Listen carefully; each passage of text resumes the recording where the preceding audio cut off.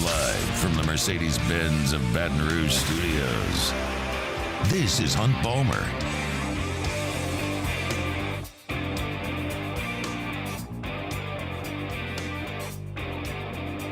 Welcome in. Hunt Palmer coming to you from the Mercedes-Benz of Baton Rouge studio downtown in the capital city on this Thursday. That means our show is brought to you by Rouse's Markets. Fired up to be here. Appreciate you hanging out with us for the next 2 hours. Working towards the weekend. Got Casey Gaines and Jacob Beck back there on the ones and twos. Thursday staple Luke Johnson in 15 minutes talking about the Saints as they get ready to play hapless Bears. Is that fair? I think it's fair to call the Bears hapless. They're not good. We'll talk Saints with Luke. Tony Stucis, as the managing editor of Tide Illustrated, he covers the Alabama Crimson Tide over there in Tuscaloosa. We'll talk to him at 1:30. Best win and worst loss in the NFL in the college football top 25. Some history on teams that have won in Tuscaloosa and what the quarterbacks have done in those games in hour two. Chris Blair, the voice of the Tigers, as well. So we are ready to roll. I want to start with something that we haven't talked about yet this week, and it is the matchup of strengths of these two teams. It is the LSU offense and this Alabama defense. I think that is the headliner in this game, and it's a war of two of the best units in college football. You know what LSU has done offensively, and I'm sure you've got a pretty good idea of what Alabama has been defensively. I'll give you their Southeastern Conference ranks at this point in the season. In scoring defense, they're second in the conference. LSU is the number one scoring offense in the conference. Run defense, they are fourth in the SEC. LSU is second in rushing offense. Pass defense, Alabama's number 3 in the conference. LSU's best. Total defense, Alabama's number 3. LSU is best. Third down defense, Alabama number 6 in the conference, so closer to middle of the pack. LSU's the best on third down offense. And in 20-plus yard plays allowed from scrimmage, Alabama is third in the SEC, and LSU is the best. But you pretty much knew that. You know that Alabama has fielded a very, very good defense under Nick Saban, and you know that LSU's offense has been firing on all cylinders since they got back from Orlando. I think they were really good in the first half of that game against Florida State. They were not good in the second half against Florida State. And that is where I saw some interesting statistics in this game. It's the second half of games where LSU has been so good on offense and Alabama has been so good on defense. Now, something that I got from the Manning cast, which is the Manning brothers, Eli and Peyton every Monday Night Football, that I found very, very interesting because those guys would know a lot better than me. They both agreed that there was a myth about halftime adjustments. Peyton, in a very condescending tone, was like, that's the news to me, halftime adjustments. Halftime, you go in there, you eat an orange, you go pee, and you put your helmet on, and you go back out for the second half. That's halftime. I don't know. I have never one time in my life been in a high school, college, or pro locker room at halftime. I don't know what goes on in there. You could tell me there are clipboards being broken, plays drawn up on a dry erase board. There's people in there that just want to go to the bathroom and get a sandwich. There's people calling their moms. I don't know what goes on in the locker room at halftime. But one thing that people that talk about football love to talk about is halftime adjustments. They made the adjustment. I often balk at that because unless you can tell me what the adjustment was, I need more color to. Well, they made the adjustments and you didn't. I don't love that explanation. I think it's oftentimes lazy without basis in fact. Maybe one team just played a lot better in the second half. Maybe they just did what they were trying to do in the first half better. I don't know. So I'm not going to sit here and tell you that Bama defensively is great at making adjustments or that LSU offensively is great at making adjustments, but I will lay out statistically what these two teams have done. LSU offensively in the second half was not good against Florida State. They had 5 drives, only scored 1 touchdown, the long pass to Brian Thomas after they'd given up 31 straight points, and it was decided. They only scored 7 points in the second half of that game. But you look at the 5 SEC games LSU has played. Well, against Mississippi State, they had 4 drives, 2 touchdowns, and 1 field goal in those 4 drives that resulted in 17 second-half points. Very good. Against Arkansas, 3 touchdowns and a field goal on 4 drives. 24 points. Scored every time you got the football against Arkansas. Ole Miss, you had 5 second-half drives. 3 of them resulted in touchdowns. You had a punt and then the last one where you ran out of time. So in that game, you scored 21 points in the second half. That's great. Missouri, you had 6 offensive drives in the second half. 3 touchdowns and a field goal. That is 24 offensive points, plus LSU had a pick 6. I'm not giving them credit for that one offensively. But to score 4 out of 6 drives and score 24 points offensively is very, very good in the second half. And then against Auburn, 4 drives, 4 touchdowns. I don't have to tell you, that's pretty good. 28 points on Auburn's defense. So when you put all that together and you look at their drives against Florida State, Mississippi State, Arkansas, Ole Miss, Missouri, and Auburn, that's 28 total second-half drives. They've scored 16 touchdowns on those, which is 57% touchdown rate in the second half. They have 2 field goals sprinkled in. So you're talking about 3 field goals. So you're talking about a scoring rate of about 67% of your drives in the second half, you're getting points. In the SEC, in second halves, LSU is averaging 22.8 points per game. That is better than 3 touchdowns per second half against SEC teams. That is exceptional work. Again, I don't know if Mike Denbrock's getting in there and carving it up on the dry erase board with Jaden Daniels, or he's making a bunch of notes, or I don't know how that's going. I don't know if Brad Davis is getting in there and getting his offensive line figured out and seeing what, but they're scoring a lot of points in the second half any way you slice it.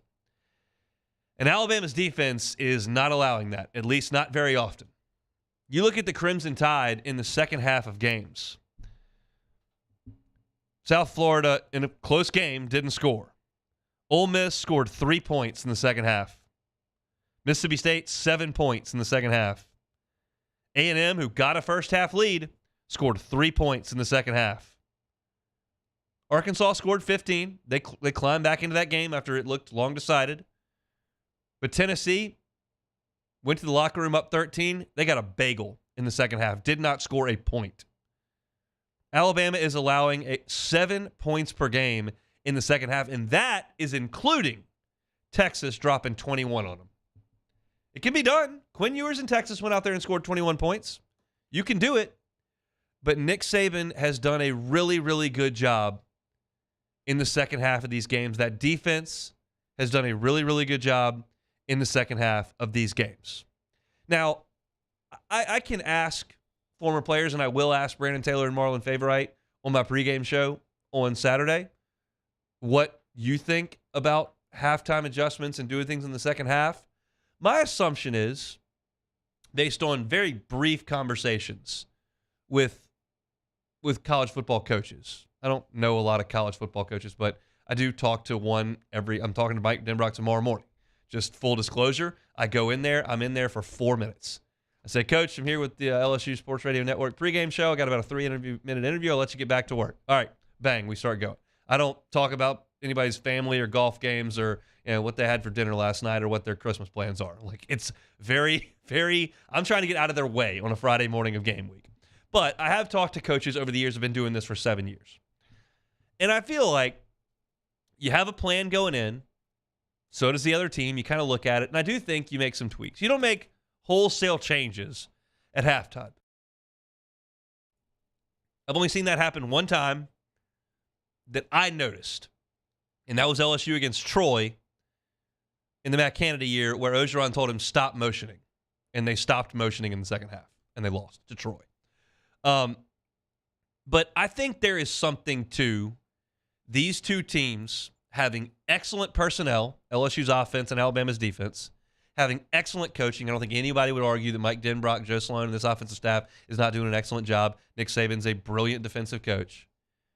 And I think there is some chess that goes on in the second half, and I'm impressed by both of those numbers. I'm impressed that LSU can come out against Auburn and score a touchdown on all 4 drives. I'm impressed that LSU could come out up against it on the road against Ole Miss and come up with 21 points in the second half. I'm impressed that Alabama, in the second half, after getting punched in the mouth by Joe Milton, throwing hitch routes, then the deep ball for a touchdown, punching in a touchdown late to the tight end in that first half, under a minute to go, and they came out in the second half and said, all right, this is what we're doing. You're not going to stop us. And they put Tennessee in a blender and shut them out. So I can't tell you what Saban did at halftime or what Alabama did at halftime of that game. I can't tell you what LSU did to create these flurries of points in the second half or what they didn't do against Florida State. That's not the point of the discussion. The point of the discussion is, I believe, this is enough evidence at this point in the schedule to say these two teams know what they're doing once they get into a flow of a game, and that is even more interesting to me than the totality of the game is what can these two teams do after both teams coming off a bye who throw some things in there that you may not have seen all year, who figures it out most quickly, and what can LSU do offensively in the second half against that Alabama defense. I think that is fascinating stuff. And my gut tells me, I haven't come up with a pick yet, and we'll do that on Friday's show. My gut tells me that this is going to be a close game in the second half. And whatever team throws that punch at the right time in the fourth quarter, who has that call, who makes that play, that might be the difference. Right now, as I sit here on Thursday, I don't see LSU running away from outpar LSU defense and LSU wins the game 45-28. I don't see that. I don't see Alabama putting the clamps on LSU's offense like they did Tennessee in the second half. I think LSU will score. I think Alabama will score, and therefore I think it's a close game into the third quarter, into the fourth quarter, and that's where these two coaching staffs and teams have shined, and they're going to have to do it on the brightest stage they've been on all year, because make no mistake, the team that loses this game has no chance to win the national championship. None. And both of those teams, no matter what Brian Kelly told you in August, had those aspirations when they laced it up on Labor Day weekend. Always the case in Tuscaloosa, should be the case more often than not in Baton Rouge.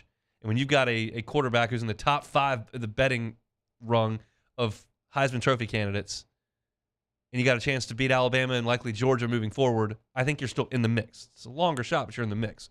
LSU gets a third loss, forget it. Bama gets a second loss, forget it. Big one coming up on Thursday in Bryant-Denny, on Saturday in Bryant-Denny Stadium. All right, moving right along here on a Thursday edition of the Hunt Palmer Show, always brought to you by Rouse's. When we come back, Luke Johnson talks black and gold. It's the Hunt Palmer Show.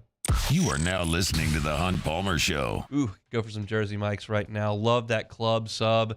Fantastic turkey, ham, the bacon, and that bread is so fluffy. Just, I love the Jersey Mike's cold sub. I'm a convert since they came onto the show. I've had a chance to sample a couple, and I was a convert because every time I went to Jersey Mike's otherwise, I was getting one of the cheese sticks because I just usually prefer a hot sandwich. Either one is fantastic. If you're looking to feed your office, Jersey Mike's is such a great option. Got maybe a conference, a lunch and learn, something that you want to feed a handful of people in your office. Make Jersey Mike's your decision there. Highway 30 in Gonzales near the new Heritage Shopping Center. They can get you fixed up, 20% off Hunt Palmer Show listeners if you get a catering order. Maybe it's for a tailgate party for a high school game tomorrow, watch party for LSU or the Saints this weekend. Jersey Mike's is awesome. Hey, add a cookie or brownie platter to that catering order. Pro tip. They're on DoorDash, all your delivery services, and you can download that Jersey Mike's app to get some bonus points towards some free food. Jersey Mike's is a sub above. Our listeners fire off their opinions on the jimsfirearms.net hotline at 499-1045. Keep listening for your next chance to shoot us your thoughts with the jimsfirearms.net hotline on 1045 ESPN Baton Rouge.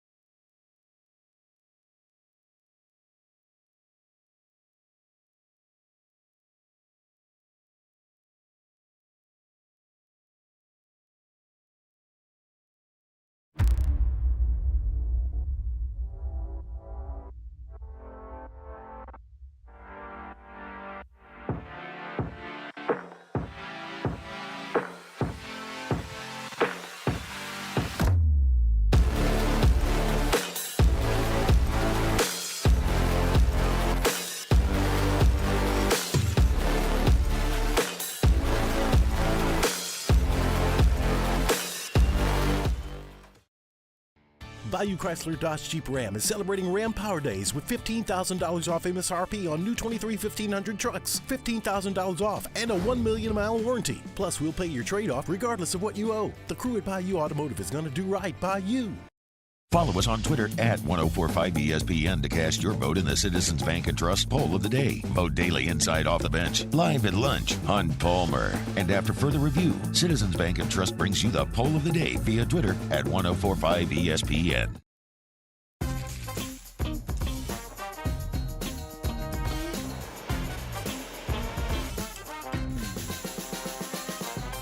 The best kept secret in town is out. Discover Tallulah at the Renaissance Hotel on Bluebonnet. Electricity is all around us, and our families depend on it. Every day is sparked by the power of a cold drink or a warm meal, a movie night, and a comforting light at the end of a dark hallway. From sunrise to sunset, playtime to bedtime, our team is ready to take care of your electrical needs. Even in the case of an after-hours emergency, the light in your life shines brighter with Mr. Electric. Gulf Coast Office Products is a nationally recognized Savin office equipment dealer based right here in Louisiana. Over 100 employees strong, Gulf Coast has the boots on the ground to support all vertical markets, from education, engineering, legal, and finance. With the latest in office technology, from desktop to production segment units, Gulf Coast and Savin have the perfect fit for you. Call 225-756-2644. That's 756-2644 for Gulf Coast Office Products. I've been doing business with Luba for 25 years. They're dependable, trustworthy. It's just the attention to detail with our clients. Our folks have years and years of experience. They're highly trained professionals, but many companies have that.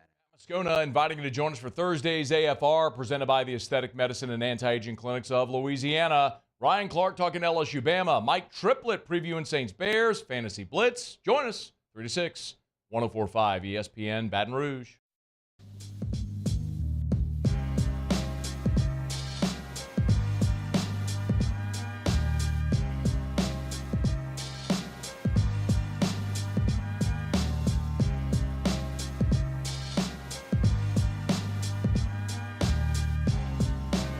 You're listening to The Hunt Palmer Show, brought to you by Rouse's Supermarkets. Moving right along, Thursday edition of the Hunt Palmer Show, brought to you by Rouse's. Rouse's, incidentally, official supermarket of the New Orleans Saints. We talk Saints every single Thursday at 1:15 with our guy Luke Johnson from The Advocate. We do so now on the Jim's Firearms Hotline. Luke, how are you? My guy, I'm doing great. How are you? I'm doing well. Any change in demeanor from the Saints' offensive players in interview sessions post-game and this week? That was better in Indianapolis. Yeah, I think so. I think that's what they were kind of expecting from themselves all season. So we'll see if they can keep it going. I mean, that's really the big question here. The consistency has been probably the biggest problem the Saints offense has faced all season.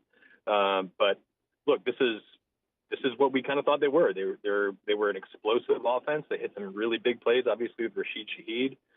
They ran the ball well. They actually functioned on third down and in the red zone. So they've got a really opportunistic moment here with the Bears coming in and a Vikings team that's kind of dealing with some turmoil up there coming up in the next 2 weeks. So we'll see if they can actually put it together.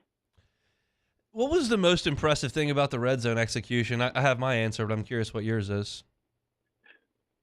Well, I mean, look, 2 of those red zone touchdowns were, I think, from 15 yards out, right? 15-plus yards out. So, yeah, I think my answer, though, is that they used Taysom Hill in the red zone. Yeah, he's a really, really good player, generally speaking. But down there, I mean, he's such a huge weapon because he's such a physical runner. And on top of that, he knows how to set up his blocks. So it wasn't a surprise to me. They go 3 for 3 in the red zone, and 2 of those touchdowns are Taysom Hill touchdowns. I think they finally decided, hey, let's use our best guy down there. I fully agree. That was exactly my answer. The offensive line improved the last 2 weeks. Is that fair? Yeah, absolutely. They gave up 17 sacks in their first 6 games. They've given up 2 in their last 2. So, yeah, obviously they're going to face some better pass rushing teams than the Colts and Jaguars, but I think that's really encouraging. I think it was encouraging that Josh Allen maybe had a bunch of pressures against them. The really talented Jacksonville pass rusher, but he didn't get home. And this is something that kind of plagued them all season, and really they're starting to get healthier. Looks like James Hurst is going to be back in the lineup. So again, we'll see. We'll see if they can keep this going, but it's a really positive trend right now. I would tend to agree. Any chance that Montez Sweat provides any problems this week, as he's a new member of the Chicago Bears? I mean, yeah, he's a pretty good player, but Chicago's pass rush was abysmal, and I don't know if just like dropping one guy in there is going to solve their problems. He's definitely somebody you got to watch out for, but he's going to be a new player, a new scheme, picking it up in a matter of a couple days. I don't think it'd be surprising to me if he goes out there and absolutely wrecks the game. He's not that type of player, I don't think. Yeah, I agree. It's just they were the worst pass rush statistically in the NFL, and they kind of add one. You're just curious. But on the other side of the ball, they bring in a backup quarterback who played Division II last year. So the Saints have kind of given up a little bit more than they did for that historic stretch where they weren't allowing anybody to score 20. But are you at all concerned about the defense? Not this week. Yeah. I think if they go out there and they give up 17 plus in the first half against this Bears offense, then yes, I'm really deeply concerned about this team. But I think it's not. I don't think you want to call it fluky what's happened the last couple of weeks. But it's been really, it's been this Jekyll and Hyde behavior with them where they play really, really poorly for a half and then they turn it on. I think they've got such smart leadership in there that they're going to figure out what's kind of been plaguing them in the first halves of these games. But yeah, this week I'm fully expecting them to go out and just shut Tyson Bagent and the Bears offense out or down. They are not a very good offense, generally speaking, even with Justin Fields in there. And Justin Fields, I think, was maybe one of the guys who you're like, okay, he could be a problem for the Saints defense because of the way they've struggled against rushing quarterbacks. But when you're putting a undrafted rookie in against this defense, it has a lot of veteran players in it. Really smart defensive play caller in Dennis Allen. I think it's going to be a long day for those guys. Any concern about Carl Granderson missing time? No. He's been out there practice the last couple of days. I fully expect him to play on Sunday. Foskey got back there and made a play, got called back for a forward pass, but was that surprising to you? It was shocking to me, the consensus on him in August, and to see him out there actually making a play seemed positive to me. Yeah, well, I mean, this is why you don't bail on players after a couple games or even a season. Yeah, I think he was a guy that came in. Yeah, obviously, he was, I think, a 5-year player at Notre Dame. He was a team captain, older rookie. So a lot of times you're expecting those guys to, especially high draft picks, to contribute right away. But he had some growing to do at the NFL level. I mean, there was no doubt about that. He was really probably their 5th or maybe even 6th best defensive end in training camp. But he's obviously made some strides, and they're actually able to rely on him in key situations right now, which would have been a surprise in August. I don't know what he's going to turn into.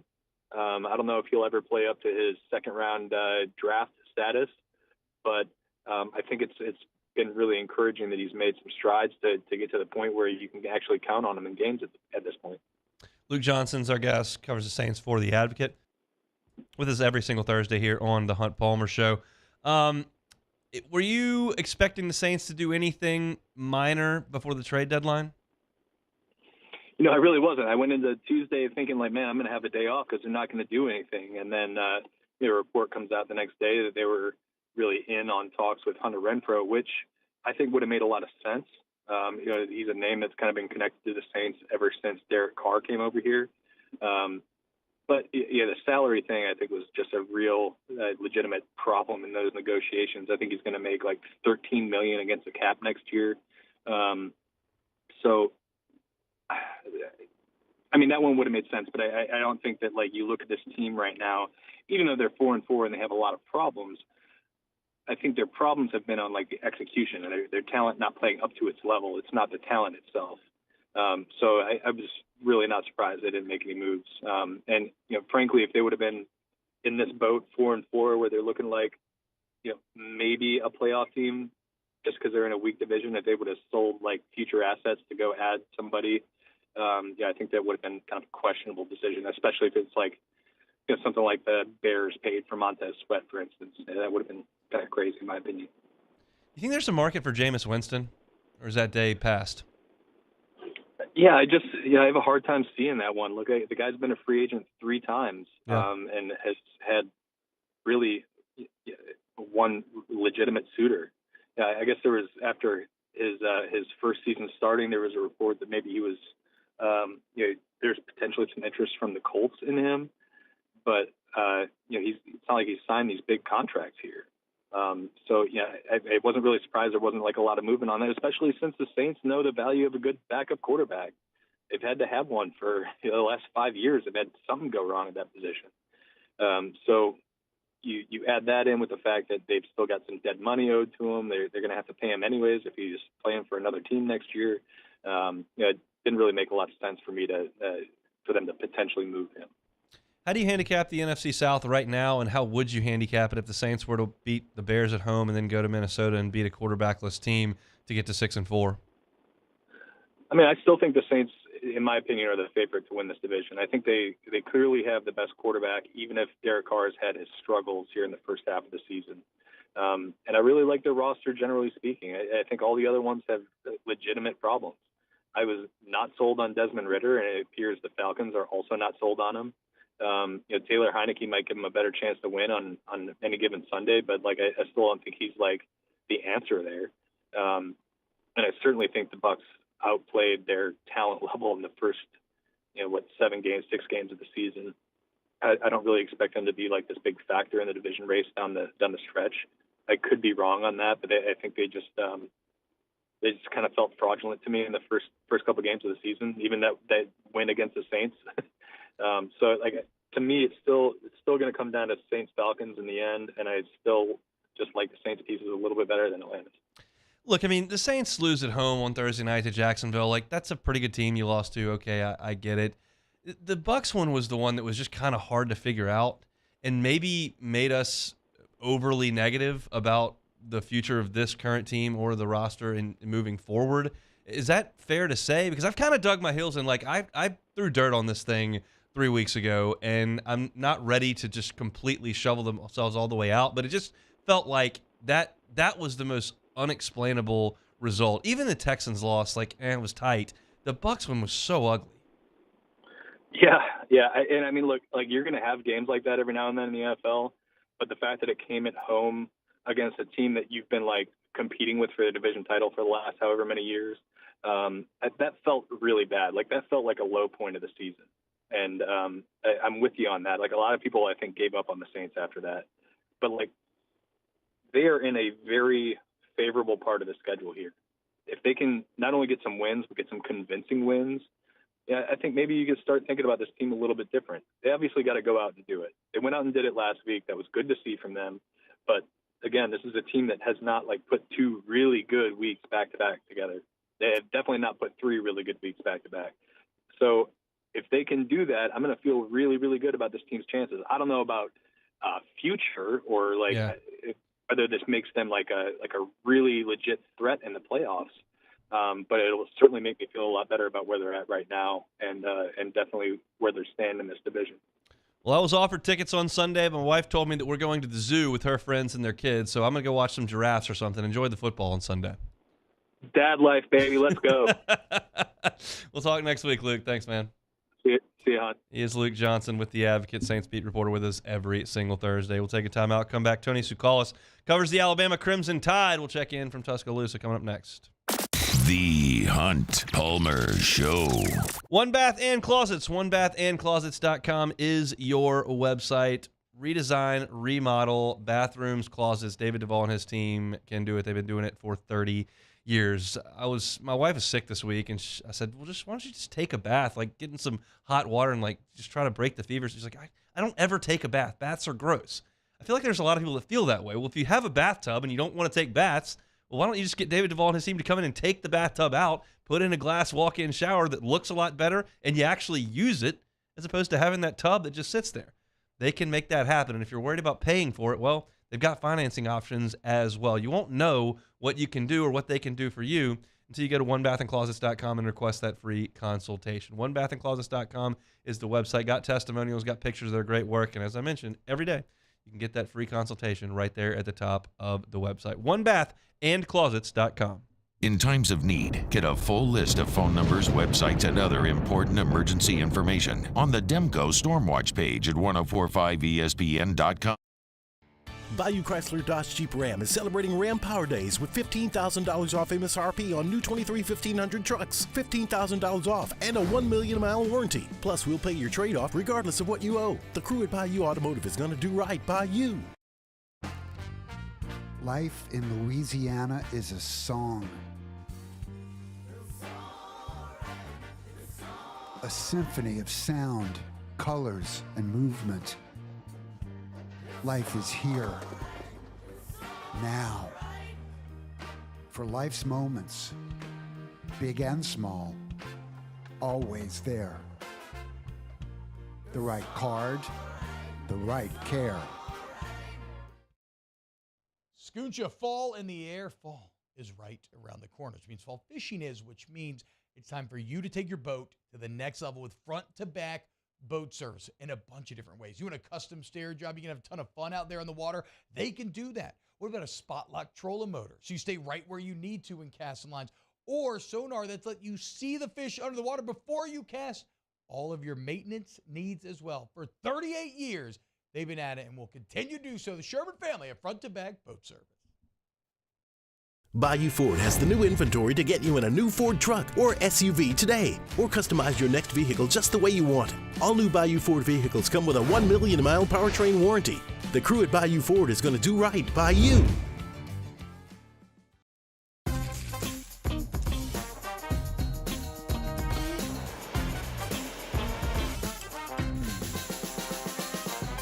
The best kept secret in town is out. Discover Tallulah at the Renaissance Hotel on Bluebonnet. The Windsor Senior Living Community in Mandeville, Louisiana is a beautiful, vibrant apartment community geared toward seniors. They are nestled right in the heart of Mandeville, where seniors live a more carefree lifestyle in spacious apartments with the peace of mind that comes from having a little extra help. Call the Windsor at 985-624-8040 to schedule a lunch and tour. Come see how the Windsor can be your passport to peace of mind. Running Boards Marketing can help you get their attention. Imagine your brand's message on a giant LED billboard truck that can't be skipped and is nearly impossible to ignore. Running Boards Marketing is the leader in effective and affordable advertising on digital mobile billboards, which are 2 times more effective than traditional billboards. With a 97% recall rate, you'll leave a lasting impression with your customers.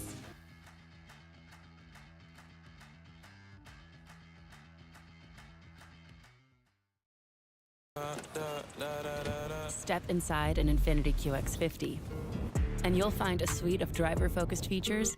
10 in the prep football season, and we get started Friday night at 6 with Louisiana Prep Preview presented by Brock. And we recap the night starting at 10 with Louisiana Prep Scoreboard presented by Lake Urgent Care. On YouTube, Your View, and 104.5 ESPN Baton Rouge.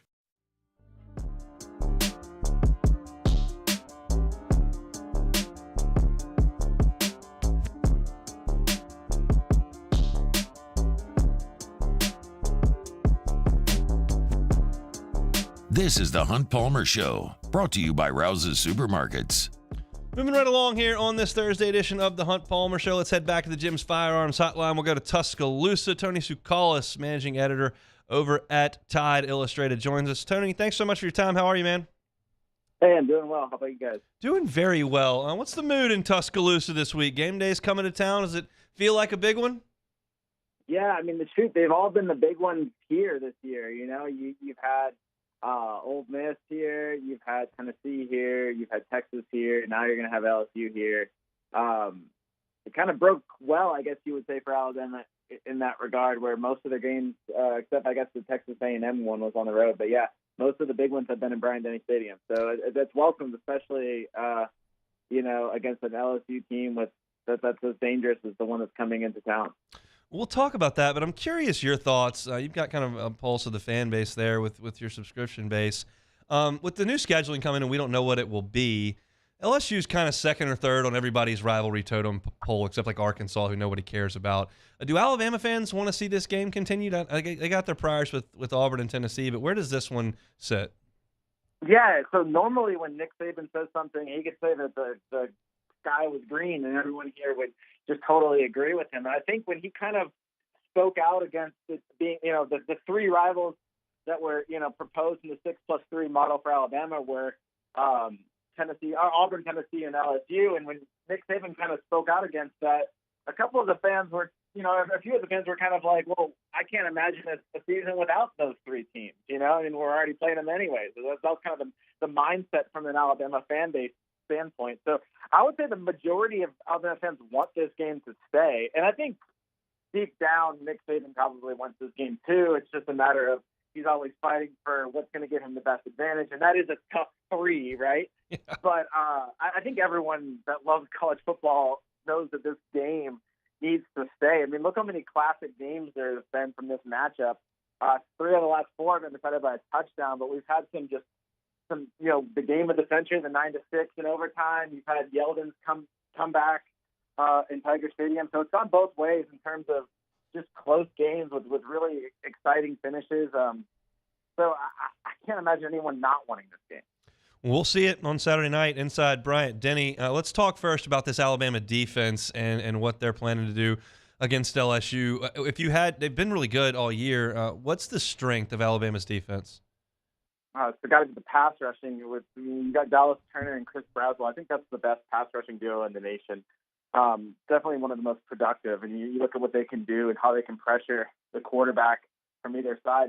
You lose who I felt like was the best player in college football in Will Anderson, and you kind of got better as a pass rushing whole. And I think it's just because the combined growth of Dallas Turner and Chris Braswell has just been so extraordinary. And I think, when you mix that with the secondary that Alabama has, and it's a really deadly combination. Alabama's just got a really sound, and it's a lot more nasty defense. I think, there were times last year where it just seemed like it got a little soft at times, and I don't think you're seeing as many missed tackles or just total lapses in coverage on defense. I think, this is kind of the defense that Alabama fans expect. So it really is an overall thing when you ask, like, what's the strength. I guess I would go pass rush, but I think you could make a case for plenty of different facets of this defense to be the strength. I opened my show today talking about how good LSU has been on offense in the second half of games and how good Alabama has been on the second half on defense, specifically like the Tennessee game where Tennessee really moved the ball and punched it in a couple times and then they got nothing in the second half. Could you pinpoint a difference in why Alabama was so much better in the second half of that game? It's because they played so bad in the first half. I don't understand how they can't come out for games. You would think, and it's one thing on defense, but I just think that this team kind of doesn't get off to the best start, especially on offense. I know you asked about defense, but it seems like this has become a team that kind of has to wake itself up at times, and they're not going to be able to do that against LSU. But I think what happened against Tennessee was Alabama got the ball first, kind of punched Tennessee in the mouth, and then they were able to take advantage of momentum because that ensuing kickoff, you remember the Tennessee returner.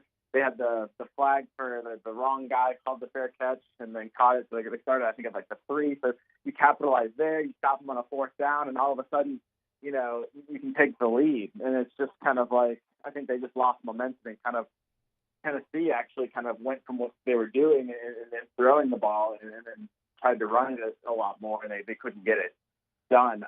So I think this defense, we've seen it break down in the second half, though, against Texas.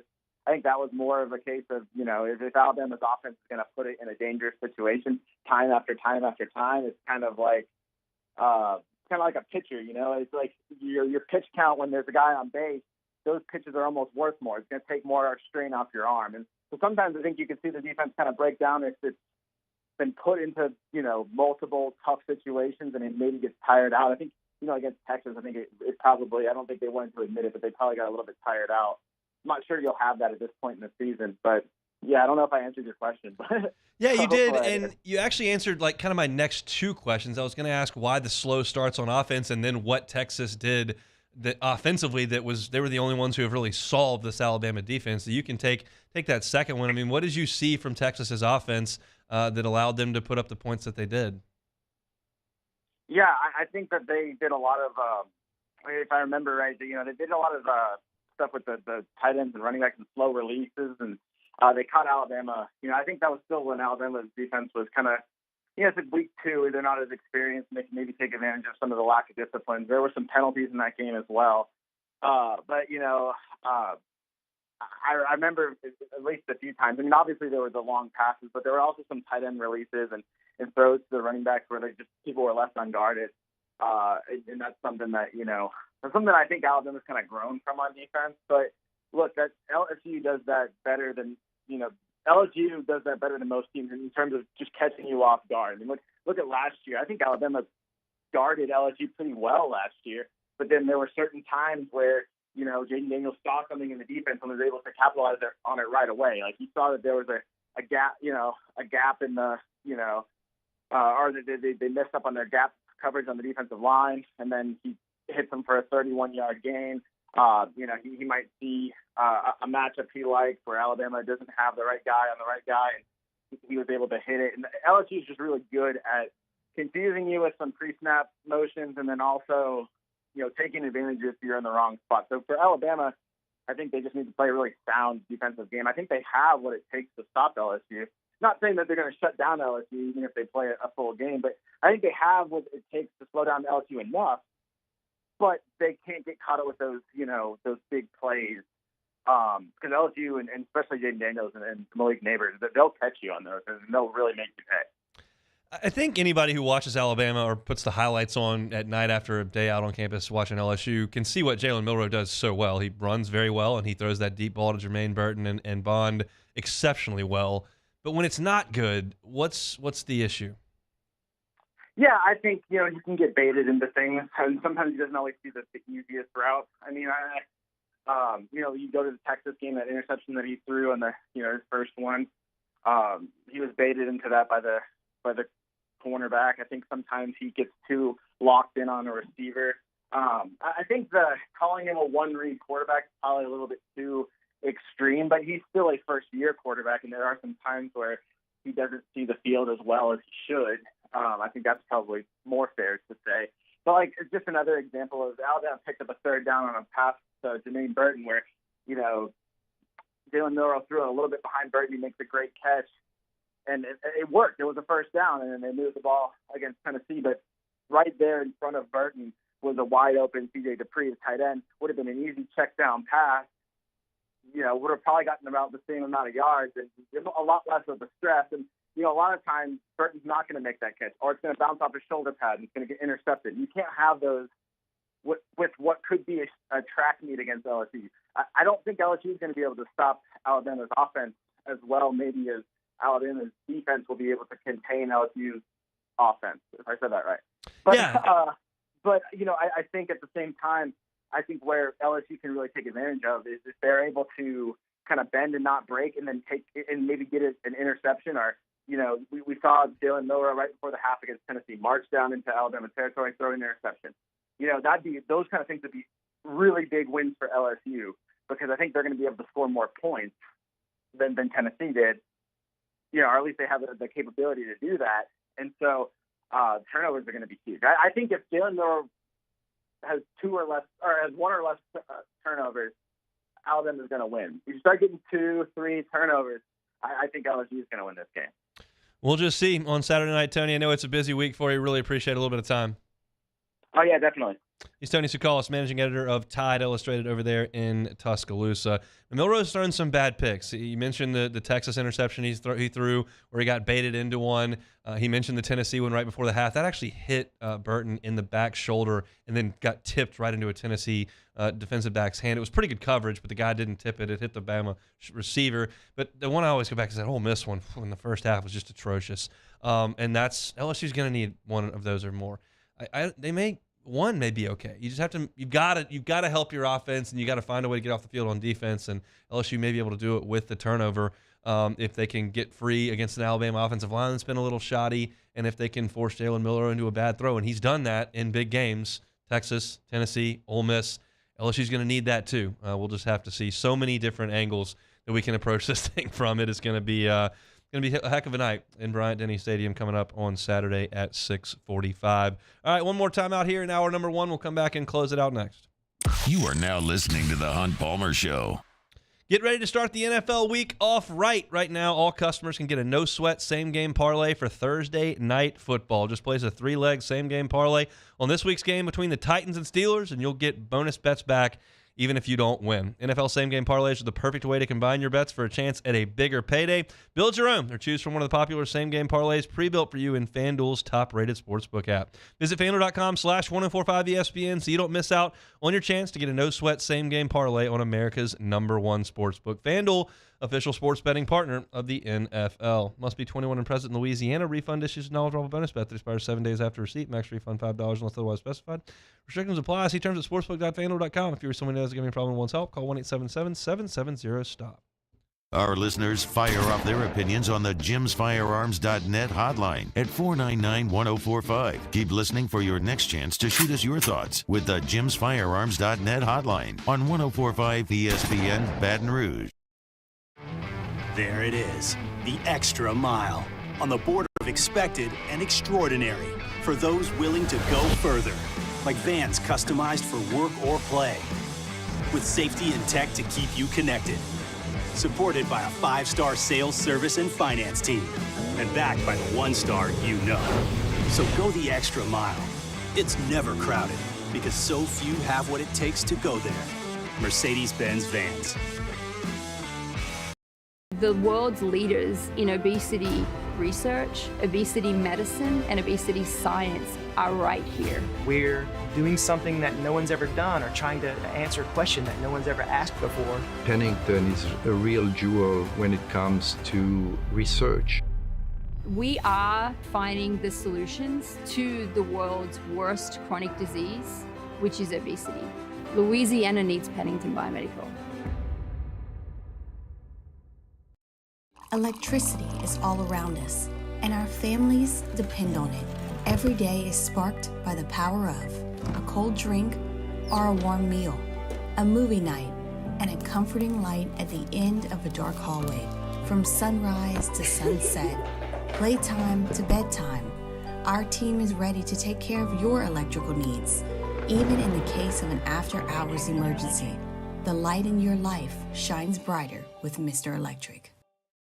Gulf Coast Office Products is a nationally recognized Savin office equipment dealer based right here in Louisiana. Over 100 employees strong, Gulf Coast has the boots on the ground to support all vertical markets, from education, engineering, legal, and finance. With the latest in office technology, from desktop to production segment units, Gulf Coast and Savin have the perfect fit for you.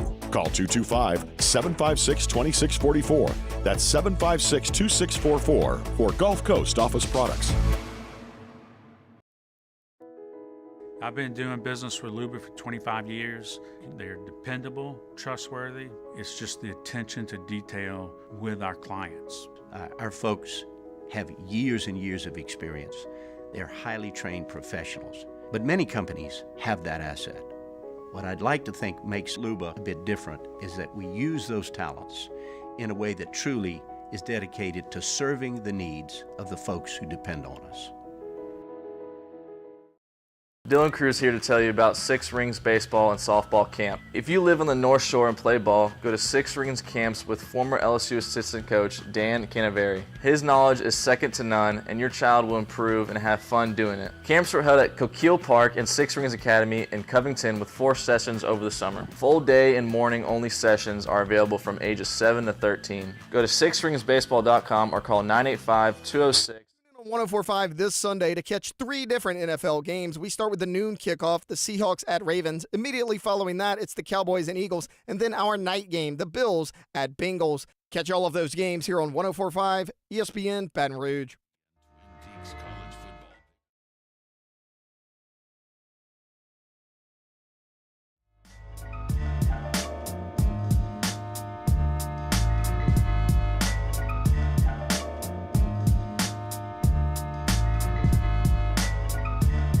You're listening to The Hunt Palmer Show, brought to you by Rouse's Supermarkets. Appreciate Rouse's for bringing you our Thursday shows. Download that Rouse's app. Makes life so much easier. Sometimes you just don't have quite enough time to get in the grocery store and get out. Rouse's does that for you. They download that app, personal shopper will go in there and do your shopping. As long as you spend $35, you don't spend an extra cent on pickup. They will walk it out right to your car when you set that pickup time. If you use this code SAINTS20, you get $20 off your $100 order at Rouse's. I'll be there tomorrow from 3 to 5 doing our usual remote at Burbank and Lee. So come on by if you're doing your weekend grocery shopping on Friday. We'd love to see you over at Rouse's. All right, best win, worst loss in college football in the NFL this weekend. We'll start in college football. I think the best win would be Missouri going to Georgia. If Missouri wins at Georgia, they control the East. Now, they still got some games to play. They got to go play Tennessee. But that would be massive if Missouri could do that. I realize whoever wins in Tuscaloosa gets a really big one here. I know A&M and Ole Miss have a big one coming up. But for me, Missouri being in an opportunity to control the East by winning on the road in Georgia is just a massive, massive deal. That's my biggest win in college football in the top 25. Worst loss, Texas is at home playing a ranked Kansas State team. You're still in the mix right now with one loss if you're Texas. You've got a big feather in your cap by going to Tuscaloosa and winning. Yeah, tough loss to Oklahoma. I get it, but you're right there in the top 7 of the college football playoff rankings. You lose to Kansas State, lights out. Can't lose that football game if you are Texas. I think that's the worst loss in college football. Best win in the NFL is coming in Germany, Frankfurt, Germany, to be exact. The Dolphins will play the Chiefs, and I think it's the Dolphins winning, which would be the biggest win on the NFL calendar. That's a team that's trying to establish itself among the elite in the AFC. The Chiefs have certainly done that. The Bengals have certainly done that. The Bills have certainly done that, and I'm going to throw the Ravens into that right now with the healthy Lamar Jackson. The Dolphins are the outsiders, and they've got an opportunity to make a big splash here. If you can beat a Chiefs team that's trying to figure some things out. I don't know what last week was. I don't know if Taylor's going to be in Germany or not. Who knows? So I think the biggest win in the NFL is the Dolphins over the Chiefs in Germany. And the worst loss in the NFL, I'm sorry, I got to come right here down the road on I-10. Saints, just you can't lose to Tyson Badgett and the Bears. They're awful. Their offense is awful. Their defense is mediocre. And their morale is very, very low right now in Bears land. So the Saints need to win this game. That would be a horrible loss at home against a hapless team with a Division II quarterback. Simply cannot have that. So that's my story, and I'm sticking to it. Missouri, best win at Georgia in college football. Worst loss in college football, Texas at home to Kansas State. Best win in the NFL will be the Dolphins over the Chiefs, and worst loss in the NFL will be the Saints to the Bears. Closing up the hour, the World Series ended last night. The Rangers won their first World Series in the history of their franchise, and that doesn't move the needle a ton down here. I get it. I'm from Shreveport, and it does move the needle up there. There are plenty of Rangers fans in the 318. Kelly McJimsey, biggest Ranger fan that I've known in Shreveport, and Kelly and I played high school baseball together. He was the third baseman. I was the shortstop. We kind of bonded on the left side of the Loyola College Prep infield. And he went to Tech, became a huge, huge Tech Bulldogs fan, along with a big Rangers fan. And he loved the Dogs. Dogs don't give much love back because they don't win a lot. But he, loved the Dogs. And when LSU played Louisiana Tech in 2018, he called me on Wednesday and said, hey, let's go play golf on Sunday after the game. I said, sure, you got it. And Kelly said, oh, wait, by the way, if Tech covers, you have to wear Tech gear on the course. I'm not a big Tech guy, but I said, okay, I'll make that work. So I go to the game on Saturday, and LSU jumps out to a huge lead, and thinking, okay, I'm not going to have to wear Tech stuff tomorrow. That's good. And then Tech storms back. They get within one score in the fourth quarter, and I realize, well, this is toast. So Tech doesn't cover. I get up to the golf course on Sunday. Kelly hops out of his car, and he's got different options of Tech colors. So Beck's going to put this up there. I put on my Tech blue, courtesy of my guy Kelly Mack, and we went and played some golf. And Kelly, Tech, they don't win a lot. The Rangers have never won. They get within one strike of winning the world. It's just a tortured sports existence for my guy K-Mac. And we lost Kelly last year, just about a year ago, November of last year. He caught a bad break, and his heart just stopped on him. And lost him far, far too young. But I can tell you this, as I was watching the Rangers win last night, I thought about Kelly. I was like, man, he would love to see this. And I'm hoping he had a pretty good seat last night because Like I said, not a lot of winning up in Ruston, and the Rangers had never done it, and they did it last night. So while I don't have any allegiances to any of the Rangers or anybody in Arizona with the Diamondbacks, I sat there last night and cracked a smile for my guy, Kelly Mack, who would have just been over the moon when the Rangers got it done to win the first World Series in the history of the franchise. And they did it in an unbelievable fashion, winning 10 straight road games. 10 road games in a row in the MLB playoffs. That is something I don't know that we will ever see again. And Rangers pulled it off. They are the champions. So I'll end the hour with that. Kelly Mack, how about those Rangers, man?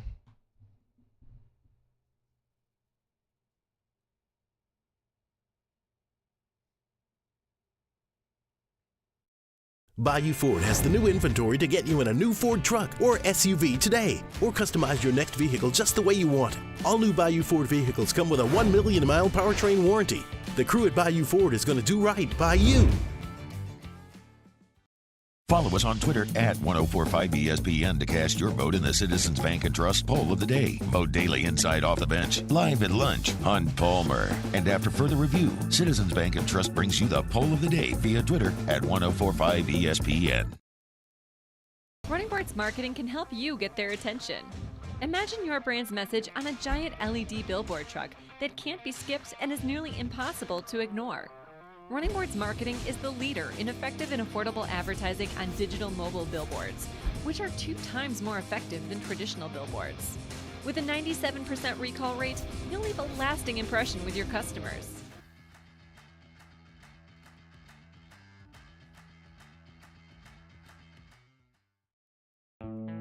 The importance of doing this Fortified program and offering it to people down here is, number one, the only real chance you're going to get to do this is when you put on a new roof or build new. And through companies like HUDCO, who's kind of leading the way in this thing, it's going to offer the customers a huge advantage in the insurance market and the price of their insurance. You know, we're not looking to make a fortune off fortifying. We're trying to give you a better product than our competitor at the moment. I'm trying to do something that he can. I'm trying to give you something better. So a lot of these insurance jobs, you're getting a re-roof, you're only paying your deductible. Let's sit down and talk about the Fortified and let's see what it does to your insurance premium. You're getting a steal. Yeah. You're getting a brand new roof and a Fortified certificate for your deductible, essentially. And I think we're rocking and rolling.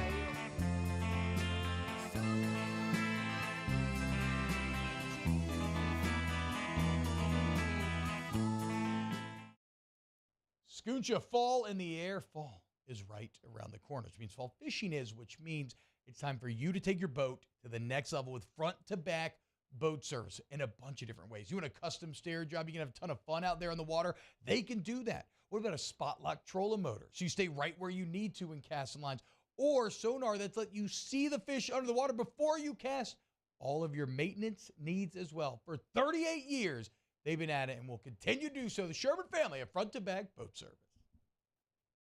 Electricity is all around us, and our families depend on it. Every day is sparked by the power of a cold drink or a warm meal, a movie night, and a comforting light at the end of a dark hallway. From sunrise to sunset, playtime to bedtime, our team is ready to take care of your electrical needs. Even in the case of an after-hours emergency, the light in your life shines brighter with Mr. Electric. Gulf Coast Office Products is a nationally recognized Savin office equipment dealer based right here in Louisiana. Over 100 employees strong, Gulf Coast has the boots on the ground to support all vertical markets, from education, engineering, legal, and finance. With the latest in office technology, from desktop to production segment units, Gulf Coast and Savin have the perfect fit for you. Call 225-756-2644. That's 756-2644 for Gulf Coast Office Products. I've been doing business with Luba for 25 years. They're dependable, trustworthy. It's just the attention to detail with our clients. Our folks have years and years of experience. They're highly trained professionals, but many companies have that asset. What I'd like to think makes Luba a bit different is that we use those talents in a way that truly is dedicated to serving the needs of the folks who depend on us.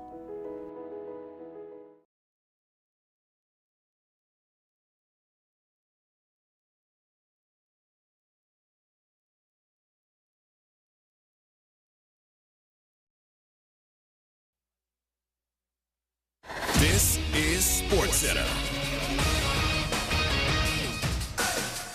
I'm Doug Brown. The NFL kicks off Week 9 tonight with the 4-3 Steelers hosting the 3-4 Titans in Pittsburgh.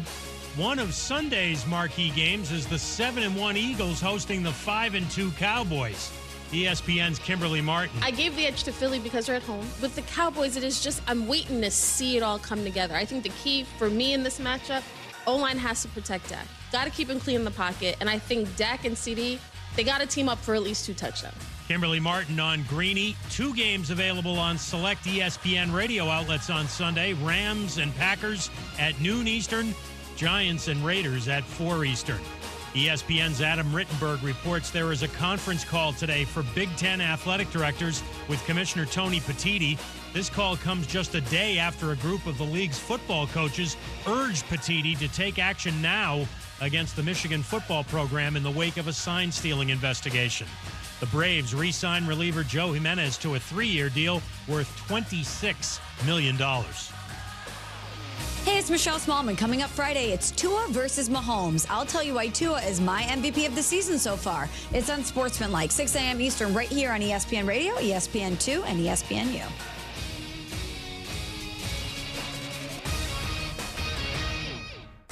Ladies and gentlemen, may I direct your attention to something quite extraordinary? Now, the Hunt Palmer Show. The Hunt Palmer Show on 104.5 ESPN Baton Rouge. Brought to you by Rouse's Supermarkets. Live from the Mercedes-Benz of Baton Rouge Studios. This is Hunt Palmer. Getting close to that football weekend. LSU and Alabama Saturday night. Saints and Bears from the Dome on Sunday. At this time in the week, you can kind of feel it. Thursday afternoon. Getting close to the end of the day. By Friday, the vibes are immaculate. We'll get there. Just one segment at a time. We got 4 more to go here in this second hour of the Hunt Palmer Show, brought to you by Rouse's. I have done this segment in various forms a lot throughout the last 6 or 7 years because I believe in it and because the data continues to add up. And I think it adequately tells the story of what needs to happen on Saturday. It's what it takes to beat Alabama in the Nick Saban era. And style of the game has changed. The rules in the game have changed. The nature of the sport has changed. But one thing has remained. If you're going to beat Nick Saban and Alabama, your quarterback better show up and show out. Especially if you're going to do it in Bryant-Denny. And you know off the top of your head the Heisman Trophy candidates that have beaten Nick Saban. You know that Burrow did it. You know that Johnny Manziel did it. You know Cam Newton did it. You watched Deshaun Watson and Trevor Lawrence. And all those, that's those guys have done it. And they were really, really good. But you can also point to guys like Connor Shaw, who went nuts in Steven Garcia, who went nuts in 2010. Zach Calzada in College Station a handful of years ago. Those guys were not Heisman-level players. They weren't even really good players. But they went out of their mind one day. Hendon Hooker last year. So what I wanted to do was look a little bit deeper into it and really just take it into Bryant-Denny Stadium. Take it into Tuscaloosa. What does it take from your quarterback to go win in Tuscaloosa? And I'll tell you, it doesn't happen very often. Y'all will understand. You can manipulate data a lot of different ways to tell your story. I don't think I'm stretching things too wildly to remove the 2011 LSU-Alabama game from this discussion. I'll tell you this. If you can field a defense like LSU had that year that's got 10 pros and a bunch of Pro Bowlers and is just lights out all over the field, and you can hold Alabama without a touchdown, your quarterbacks don't have to do that much. That fair? Is it fair for me to tell you that? If you got Brockers and Mingo and Mentor and Reed and Taylor and Matthew and Claiborne and Brooks If you've got that group, Benny Logan, and you can make sure Alabama doesn't score a touchdown, then your quarterback, Jarrett Lee and Jordan Jefferson on that day, don't have to be great. If you don't have that defense, here's what it takes in Tuscaloosa. I'll run through them. I've got, outside of that LSU 2011 game in Tuscaloosa, the last 5 quarterbacks to go in there and win. You'll catch a theme with this group. This year, Quinn Ewers did it. How'd Quinn play? Well, he was 24 out of 38. He threw for 349 yards and 3 touchdowns with no picks. Pretty salty. A lot of you may have watched that game. LSU was playing Grambling. I was watching it in the press box more than I was watching LSU and Grambling. If you didn't watch it, it was real good by Ewers.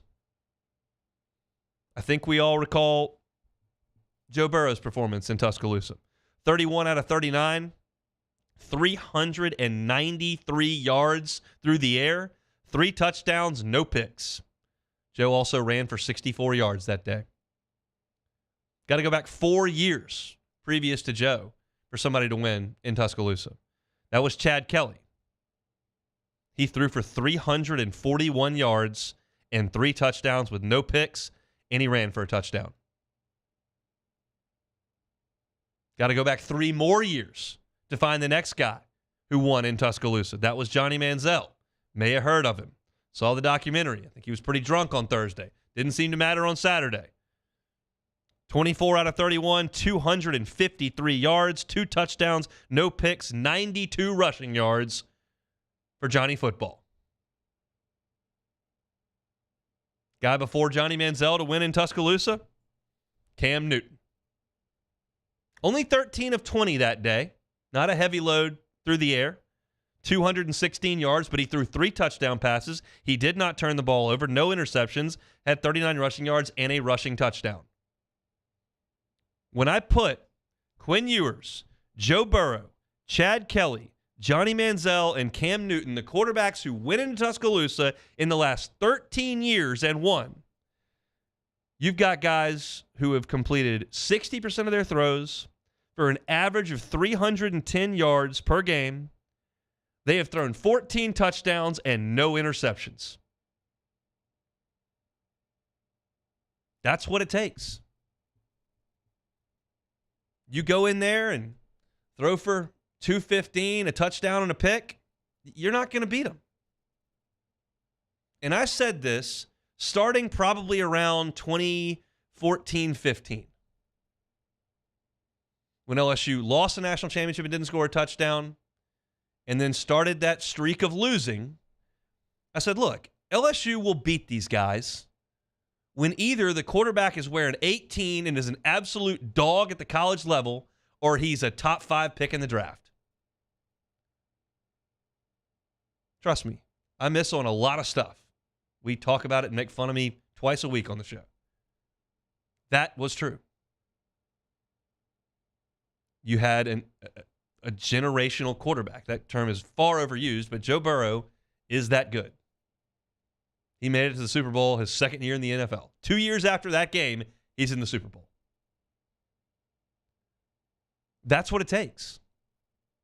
And Saturday, LSU is going to go into Bryant-Denny Stadium with one of these guys. Is Jaden Daniels as physically gifted as Cam Newton? No. Does he have the skins on the wall of Johnny Manziel? Doesn't have a Heisman Trophy? No. Is he Joe Burrow? No. But he's Quinn Ewers and Chad Kelly and a damn good college football player that if he wins on Saturday, might win the Heisman Trophy. This is the stage. I just told you. 14 touchdowns, no interceptions, and 3 Heismans. Those are the last 5 guys to go in there and do that outside of LSU in 2011. Question is, can he do it on that stage? My concern is not with Jaden Daniels' ability or poise.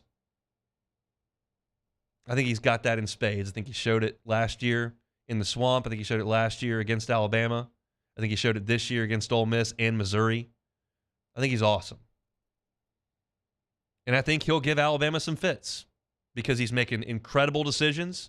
He's making incredibly accurate throws, and the supporting cast around him is real good. My only real concern for LSU's offense is not Dallas Turner, who's fantastic.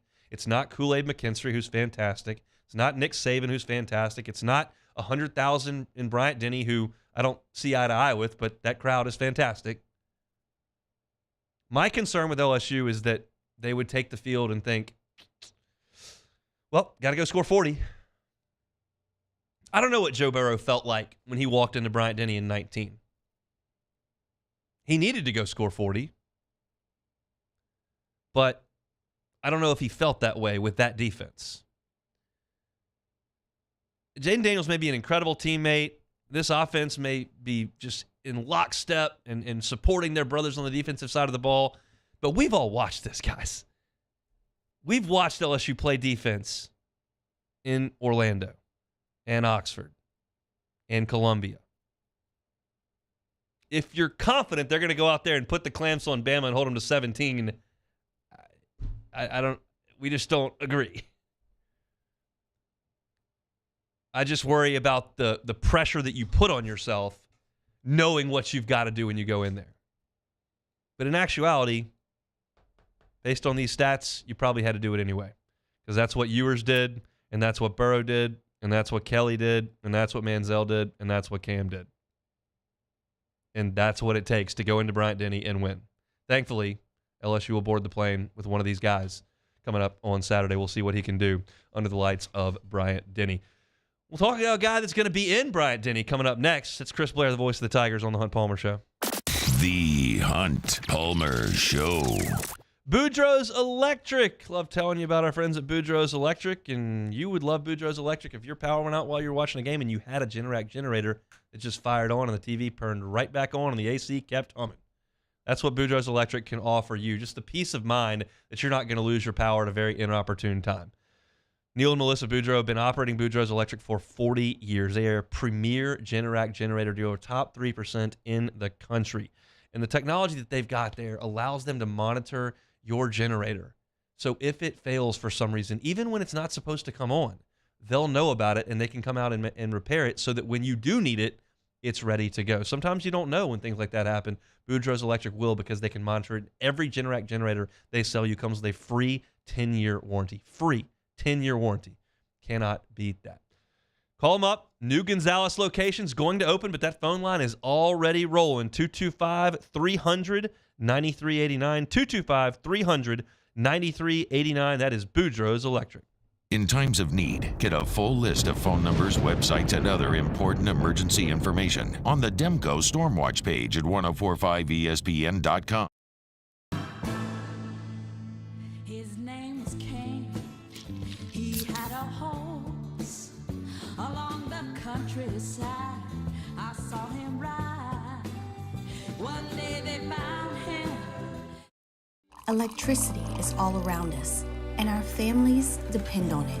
Every day is sparked by the power of a cold drink or a warm meal, a movie night, and a comforting light at the end of a dark hallway. From sunrise to sunset, playtime to bedtime, our team is ready to take care of your electrical needs. Even in the case of an after-hours emergency, the light in your life shines brighter with Mr. Electric. Life in Louisiana is like a run-on sentence. A poem that doesn't rhyme. Life is here, now. For life's moments, big and small, always there. The right card, the right care. There it is, the extra mile, on the border of expected and extraordinary, for those willing to go further, like vans customized for work or play, with safety and tech to keep you connected, supported by a 5-star sales, service, and finance team, and backed by the 1-star you know. So go the extra mile. It's never crowded, because so few have what it takes to go there. Mercedes-Benz Vans.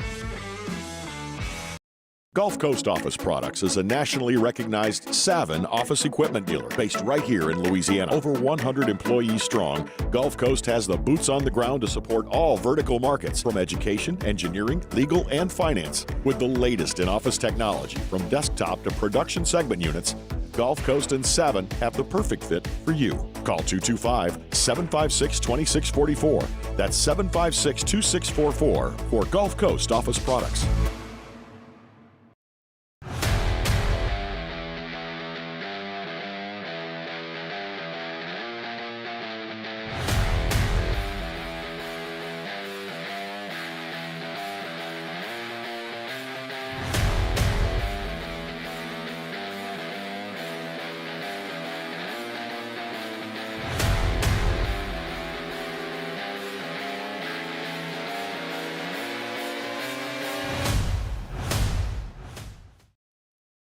Running Parts Marketing can help you get their attention. Imagine your brand's message on a giant LED billboard truck that can't be skipped and is nearly impossible to ignore.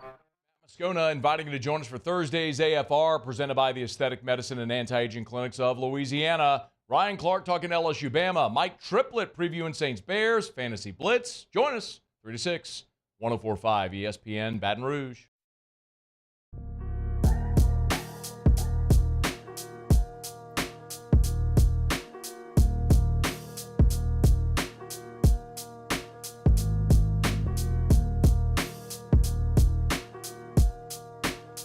This is the Hunt Palmer Show, brought to you by Rouse's Supermarkets. Send out to the Jim's Firearms Hotline. The voice of the Tigers is there. He is, of course, Chris Blair. Mr. Blair, how are you, sir? I'm good, Hunt, and I subscribe to the same theory. I'm on board with you, man. I think that you got to go score points. I mean, that goes without saying, but this is one of those games where, again, you feel comfortable that this team can score, but you're going to have to score. It's going to be a stiff test. What do you think, looking back now, knowing what we know, went wrong for LSU in the second half of that Florida State game? It's a long time ago, but that half is such an outlier, and it concerns me a little bit because I can see myself coming in here on Monday going, Missouri, Ole Miss, and Auburn stink on defense. The good defense they played, they didn't do much. But what did you see when you were watching that second half against Florida State? I think that, obviously when I look back at that game, in fact, I watched some of the quick cuts earlier this week just for that very reason. Like, is this going to be the best defense LSU's faced all season? And if so, what was it in that Florida State game? And I got to be honest with you, I think some of it was mental. I think confidence-wise. I mean, I don't think the offensive line played extremely well. I look at where they are, really outside of that game and how well they've gotten better each and every week.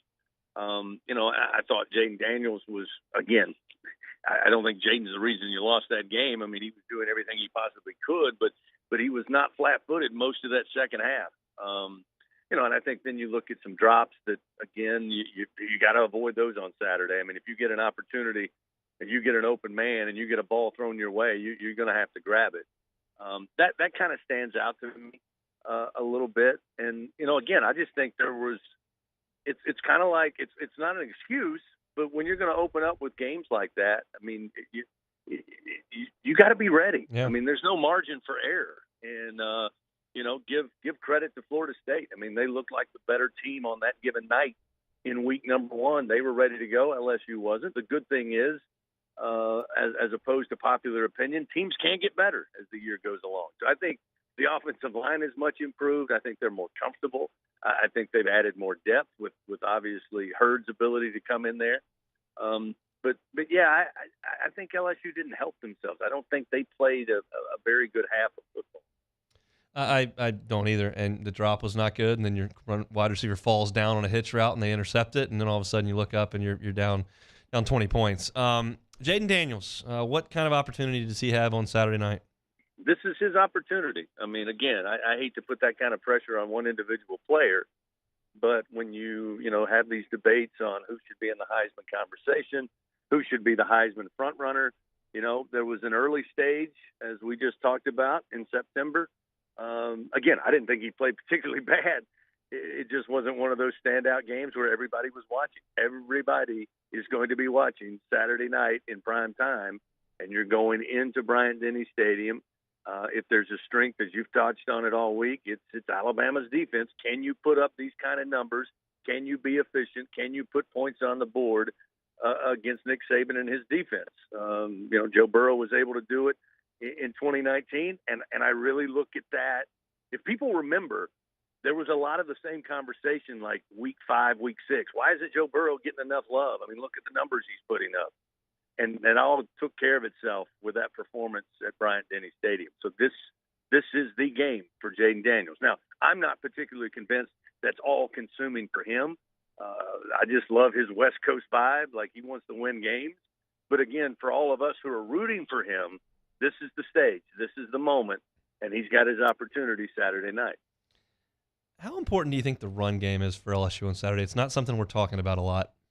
I think it's extremely important because when I look back at that Tennessee game, the inability for them to run successfully in the second half, again, and really starting out with bad field position, to me was the difference in that second half. And it's why Alabama, again, once the momentum swung, when you're playing in that place, you can forget about it. And I just think one of the leading teams in the SEC had the inability to run the football. I think LSU, again, right there at the top of the SEC when it comes to rushing the ball. I mean, I think it's important because I got to figure out, Nick Saban, I mean, his testament is you got to stop the run. You want to run the ball and you want to stop the run. Well, he knows he's got to face, Malik Neighbors and Brian Thomas Jr. and Tyron Lacey and Mason Taylor, maybe Chris Hilton. I mean, there's a ton of people that you have to decide how you're going to defend the field, especially when LSU spreads it. So are you going to have 5 in the tackle box? Are you going to at least kind of tempt LSU into running the ball? Because I'll be honest with you, the biggest thing I love about Mike Denbrock this year is when coaches say they take what the defense gives you, that is exactly what Mike Denbrock has done all year. And with the improvement of the O-line that I said earlier and the emergence of Logan Diggs, I think that can be a big weapon if Alabama absolutely, and I'd have to see it to believe it, but if they absolutely sell out to try to keep everything in front of them and not allow the big pass game. To add some context to that, exactly, LSU was 2-1 run to pass in Columbia against Missouri, and to talk about Alabama, they held Tennessee 80 yards under their season average. Tennessee is the number 1 rushing team in the SEC. LSU is second, so just a little difference there in Joe Milton and Jaden Daniels, I would suggest. All right, let's flip it to the LSU defense against Joe Milton in this Alabama offense. Better chance for LSU to slow Alabama down or to force some big plays that may be game-changing, whether they're sacks, turnovers, interceptions, whatever the case may be? Well, I certainly would like the latter. I mean, yeah. I think that's going to be important because, Coach Kelly talks about it all the time when he talks about complementary football. And when you look at the defense, I mean, you're going to have to rely on that front 7, which, as I've said all season, you had question marks in the secondary before the season began. Those question marks continue. Now you've got a depleted secondary. Now you've got guys on the biggest stage of their lives coming up on Saturday.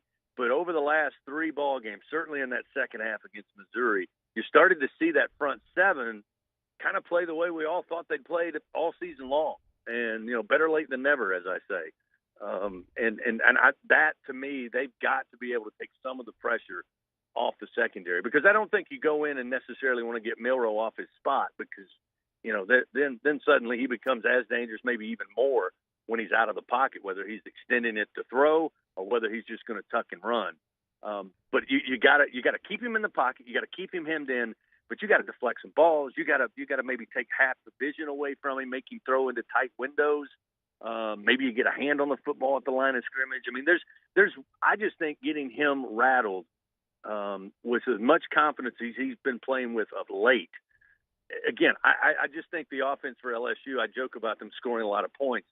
Joe Burrow and company came into Tuscaloosa, and in that heavyweight battle, I mean, they laid a couple of big blows to the chin early on. It kind of wobbled Alabama a little bit. Now, the second half became quite the game.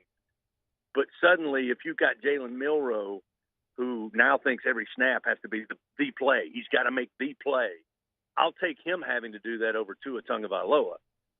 No disrespect to Milroe, but I just want him to feel like every play he's got to make the perfect play. And, I think the defensive front seven can help make that, the challenge for him in the ball game. Because, again, they're going to get their big plays. I mean, that's when they've scored this year. That's kind of how they've done it. But can he do that, trying to catch up and play point for point with Jaden Daniels and LSU's offense? That, to me, is the big question mark. And while you can look at LSU's top offense in the country, top in the SEC, and you look at Alabama and their top defense and their statistics nationally as well as in the league, to me, the other storyline is this incremental improvement in Alabama's offense and the incremental improvement of LSU's defense, specifically the front seven, to me, might be the story of the game. That's a good point, that there is kind of getting a little bit better as the last few weeks have gone on. Chris, I don't think it makes me any less of an LSU guy to appreciate great environments in the Southeastern Conference, whether it's Duty Noble or Bud Walton or Rupp Arena or the Swamp or Bryant-Denny Stadium. You've been in there a couple times now. What is it like, and how much do you appreciate Bryant-Denny on a Saturday? No, they put on an incredible atmosphere. I mean, it's a great place, to go watch a game. I'm like you. It pains me to say that, but you got to call it what it is, and it is an electric atmosphere. I mean, they put on quite the show, and they certainly do it when the Tigers are in town. So I'll give them credit for that. And again, I think that's why it's important. I remember everybody was on edge in 19. I mean, you knew what Joe and LSU had been doing. Alabama, I think, was the one that was out to prove something, believe it or not, on their home field. And again, once LSU got going early, and Tua gives the gift of just flipping the ball out there to nobody, and that place kind of, again, it didn't go away because it got back in the second half, but it made battling inside the 25s a lot easier. I'll put it that way. If you can just come out and kind of get that place a little quieted early. And again, Tennessee had it going. But their inability, I think, to run the football effectively in the second half. And again, I'm not putting Joe Milton in the same category as Jaden Daniels. So I think with Alabama able to force them to, he's going to have to beat us with his arm in the second half was the difference in that contest. We'll see if that's what they try to do. I don't know that you want to take that challenge on with Daniels and Neighbors and Thomas and all the guys I mentioned. But to me, it's a game that's in the mid-20s, upper 20s, low 30s makes me nervous. A game that's in the 40s, I feel pretty good for the guys in purple and gold. I was thrilled to see Eli Gold on Hearing Voices this week. Glad to see him back in action. What do you have to say? Yeah, it's interesting because Eli, it's funny because I love Eli. Everybody does. He's been the soundtrack of Alabama football since 1988. He's the dean of SEC broadcasters. And, he kind of feels like Alabama all the way on Saturday. I mean, he was even breaking down the special teams with me on the podcast that, don't forget Will Reichard is, the leading scorer in SEC history and 30 points away from the NCAA record. And I told him, I said, hey, if Will Reichard is your MVP on Saturday, I'll be a happy guy.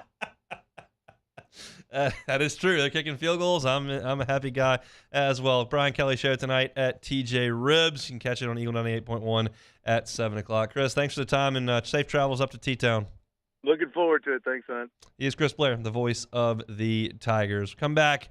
Some thoughts from the LSU players as well as Brian Kelly on the magnitude of this game. We'll do that next. You are now listening to The Hunt Palmer Show.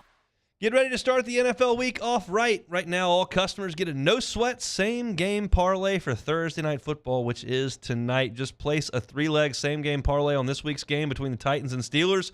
You'll get bonus bets back if you don't win. NFL same-game parlay is the perfect way to combine your bets for a chance at a bigger payday. Build your own or choose from one of the popular same-game parlays pre-built for you in FanDuel's top-rated sportsbook app. Visit FanDuel.com/1045ESPN so you don't miss out on your chance to get a no-sweat same-game parlay on America's #1 sportsbook. FanDuel, an official sports betting partner of the NFL. Must be 21 and present in Louisiana. Refund issues and eligible bonus bet that expires 7 days after receipt. Max refund $5 unless otherwise specified. Restrictions apply. See terms at sportsbook.fanduel.com. If you or someone you know has a gambling problem and wants help, call 1-877-770-STOP. Our listeners fire off their opinions on the jimsfirearms.net hotline at 499-1045. Keep listening for your next chance to shoot us your thoughts with the jimsfirearms.net hotline on 1045 ESPN Baton Rouge. Electricity is all around us, and our families depend on it. Every day is sparked by the power of a cold drink or a warm meal, a movie night, and a comforting light at the end of a dark hallway. From sunrise to sunset, playtime to bedtime, our team is ready to take care of your electrical needs. Even in the case of an after-hours emergency, the light in your life shines brighter with Mr. Electric. It was a humid day, barefoot children play, looking for that summer shade. Time just slips away. Oh, Louisiana, some kind of hold on me. Like cypress stumps, your roots are planted deep inside of me. Gulf Coast Office Products is a nationally recognized Savin office equipment dealer based right here in Louisiana. Over 100 employees strong, Gulf Coast has the boots on the ground to support all vertical markets, from education, engineering, legal, and finance. With the latest in office technology, from desktop to production segment units, Gulf Coast and Savin have the perfect fit for you. Call 225-756-2644.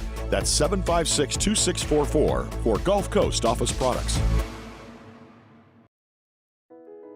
I've been doing business with Luba for 25 years. They're dependable, trustworthy. It's just the attention to detail with our clients. Our folks have years and years of experience. They're highly trained professionals. But many companies have that asset. What I'd like to think makes Luba a bit different is that we use those talents in a way that truly is dedicated to serving the needs of the folks who depend on us. Running Boards Marketing can help you get their attention. Imagine your brand's message on a giant LED billboard truck that can't be skipped and is nearly impossible to ignore. Running Boards Marketing is the leader in effective and affordable advertising on digital mobile billboards, which are 2 times more effective than traditional billboards. With a 97% recall rate, you'll leave a lasting impression with your customers.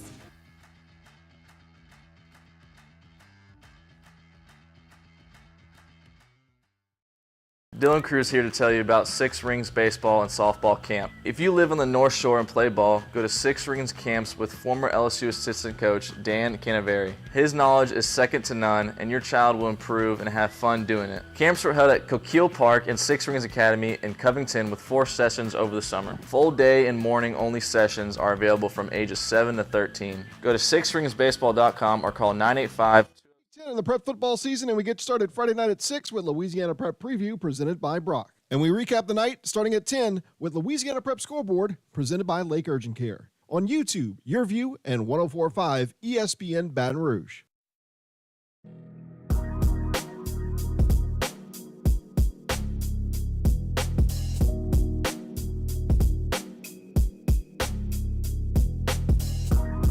You're listening to The Hunt Palmer Show, brought to you by Rouse's Supermarkets.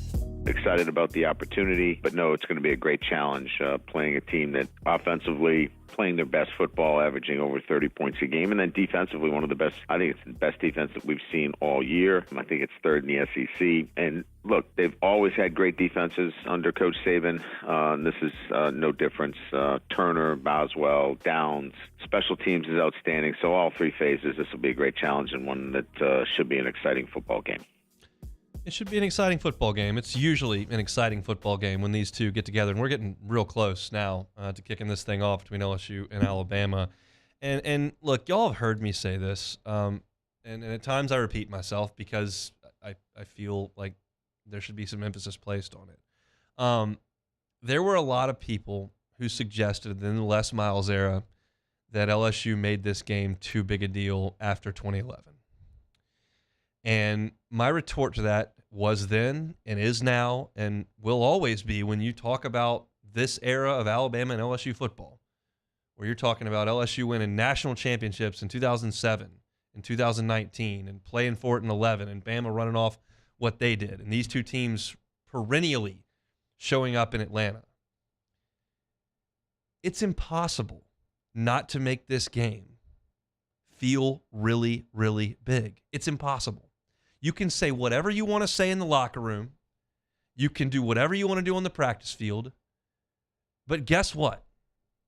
Where does Bama put their bye week? Halloween. Where does LSU put their bye week? Halloween. Right before this game.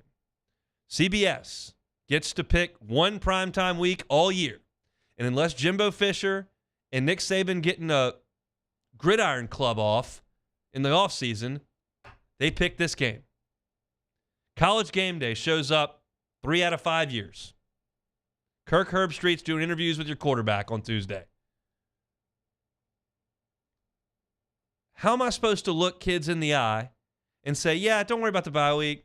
Don't worry about CBS primetime kickoff. Don't worry about College Game Day and the headgear. It's just treat this one like Mississippi State. Treat this one like Army. It's just another game. Go out there and play. The kids aren't stupid, man. Nobody's stupid. This is a big game. It's a big deal. You need to play great. If you don't, you're not going to win. You don't have to do something outside your body. You don't have to give a mythical 110%.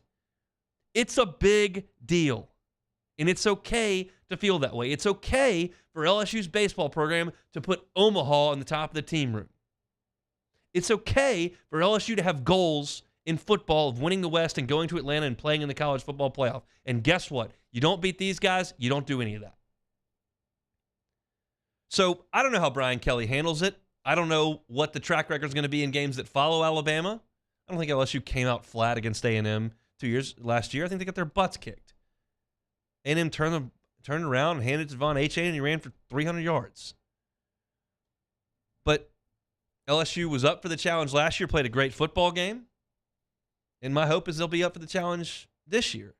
But don't tell me, well, we're just gonna go handle our business. It's a big deal, and it's okay to say that. So we'll hear from some of LSU's players. We'll start with Logan Diggs, who has never played in this game. He's played in huge games. He's played in meaningful games at Notre Dame and at LSU, and he'll get his chance at the first time at LSU and Alabama. Every game's a big game for us, and, we're blessed to have the opportunity to play the game of football at the end of the day. So, having the opportunity to play Alabama or having the opportunity to play Grambling, it's still a blessing to still be able to wake up in the morning and go out and, have the opportunity to go play the game that we love. So, yeah, it's a big game, but at the end of the day, we just blessed to be able to play it. I think there's a reasonable perspective there. It's just going to enjoy playing football. Said, well, this Grambling, Alabama, it's a blessing to play football. We didn't equate those two games as both being huge games, but yeah, it's a big deal to play in this one. Greg Penn, who has played in this game and has been at LSU for some time now, gave, I thought, a proper answer to what do you got to do here at LSU to win the West? To win the West, usually you got to go through Alabama, and we know the type of game is going to be Saturday. Just like I said a couple weeks ago about all the games in the SEC West. It's going to be a war. We just got to go out there ready to play. We know what we're walking into. I think that's exactly spot on. To win the West, you got to beat Alabama. You already got an SEC loss. They don't.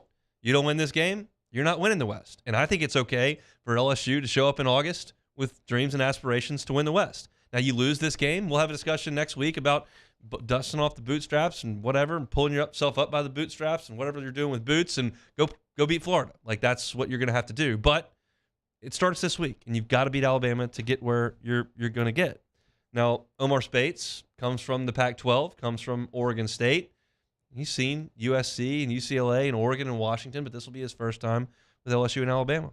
I'm excited, just growing up, just seeing them win all the time and stuff like that. So to be able to go out there and play against them, had an opportunity to showcase my talent against them is just, I'm excited for it.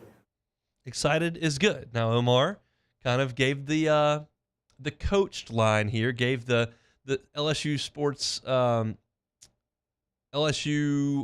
sports information line on this one on how big a deal it is to play against Alabama. Keeping our head down and just focusing on our process. Everybody say it all the time, but I think that's just really the key. It's a big game, but don't try to make it bigger than it is. Don't try to do anything out of the ordinary. All we got to do is what we do. Just follow our process, practice the right way, get ready, and build up to the game. Defense needs to have a short memory on Saturday night. Alabama's probably going to hit a couple big plays. They do it on everybody. And LSU's been susceptible to that. Certainly gave them up against Missouri. Certainly came up against Ole Miss. Been better in terms of their assignments the last couple of weeks. A little bit of different animal against Alabama, but I think it's reasonable for the defense to go out there on Saturday with expectations, not of perfection, but of solid play. Be in the right spot, tackle the guy that's in front of you, and if you give up a couple touchdowns, that's okay. Offense is going to be there to catch you when you fall, and these guys have to kind of understand. I know that's tough for players that have been the best player on their high school team and highly recruited by Power 5 colleges and 3, 4, 5-star players to sit there and say, well, we're not. You want to say, well, we're going to dominate. We're going to come out there and dominate. If the defense has expectations of dominating on Saturday, I might see it a little bit differently. But have ideas of playing solidly, playing fundamentally, playing smart, and making a play when it's there to be made, that's where we can get on the same page. But again, it's okay for these players to sit here on Thursday and go, man, what a big game. What an awesome opportunity this is going to be. If you're Omar Spates and you've been playing out west where the TV ratings are down and the attendance isn't 100,000, and you come down here, what an opportunity for you to get to do that. If you're Logan Diggs and you've been at Notre Dame and played in some huge games, but you come down and play for your home state in this, which was the biggest game in college football for a time there. The most NFL players produced for a time there. What a cool opportunity. And the same thing goes for Jaden Daniels. He did his thing last year. He doesn't have to prove much to anybody, but if you're just trying to nudge yourself in the Heisman race, nudge yourself up a draft board, pretty good spot here. You got some really good work on the wall right now, but this is a pretty good opportunity to move yourself up a rung. So I've enjoyed talking about this game this week. I'm excited for it. It's a weird feeling going into this game, feeling like LSU's got a real chance to score 40 and real chance to give up 40. That's not how it usually feels. But it's exciting nonetheless. And it brings me back to the 2 years at the end of the Ogeron era where the team was a 500 team and under 500 and losing games week in and week out and getting pummeled by Kentucky and all that kind of, and like you lose the luster of the game against Alabama when that happens. As long as you enter this one with the opportunity to win the West, you know, you've kind of done your job. We can look at the college football rankings and maybe pick a bone with that here or there, but the opportunity to get to Atlanta is very much there, and you're headed to Tuscaloosa the first week in November like you always are, and those opportunities are on the board, which is a good thing. So it's been fun to talk about. We'll certainly do it for 2 more hours tomorrow, and then we'll get our final pick before this one, before we finish things up for the week. Our Thursday show is brought to you by Rouse's, official supermarket of the New Orleans Saints. I'll be at Rouse's tomorrow from 3 to 5. Always have a good time out there talking some football, giving away some gift cards, shirts, hats, cup holders, koozies. It's Burbank and Lee. We set up the tent right there in the front of the store. Weather should be fantastic tomorrow. So if you're looking to do your weekend grocery shopping, putting together a watch party, all your food, your drink, everything can be there at Rouse's, whether it's sandwich trays, chicken finger trays, whether it's steaks or burgers back there in the meat section, whether it's your spirits, your wine, your beer. They've got it all there at Rouse's. Make a one-stop shop there. Before you get ready to watch LSU and Bama and the Saints and the Bears coming up on Sunday. One more segment to go here on a Thursday. We'll play some Take It or Leave It. The Hunt Palmer Show. I was talking with Kelly with LWCC yesterday, and man, we just have had so much fun doing this Champions of Louisiana promotion with them and talking about some of the great people in our great state, and certainly Kurt Ainsworth, co-founder and CEO over there of Marucci Sports, one of those, and Marucci is a champion of Louisiana. Started out as just a bat shop. Now all of a sudden they're a tourism boon to us with their World Series. They're bringing in talent from all across the country to work in their baseball performance lab. It's among the best in the country right here inside Baton Rouge. And we've got some great talent here in Louisiana that are staying here to work for Marucci. We're not fighting with Texas or Florida to take them away. They're right here working for Marucci. That's why they're a champion of Louisiana. If you know of a champion of Louisiana, LWCC wants to tell their story. Go to lwcc.com/champions and nominate a champion of Louisiana. Marucci Sports is a champion of Louisiana. LWCC is Louisiana loyal. In times of need, get a full list of phone numbers, websites, and other important emergency information on the Demco Stormwatch page at 1045ESPN.com.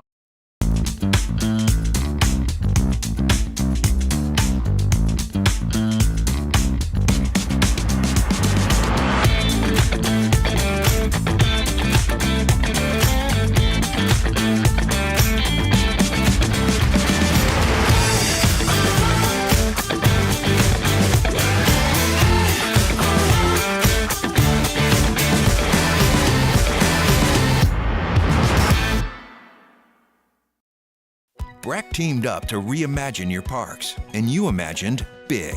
With your help, we went to work, creating 12 beautiful community parks across the parish. A family-sized water park, miles and miles of trails, and parks just for your dogs.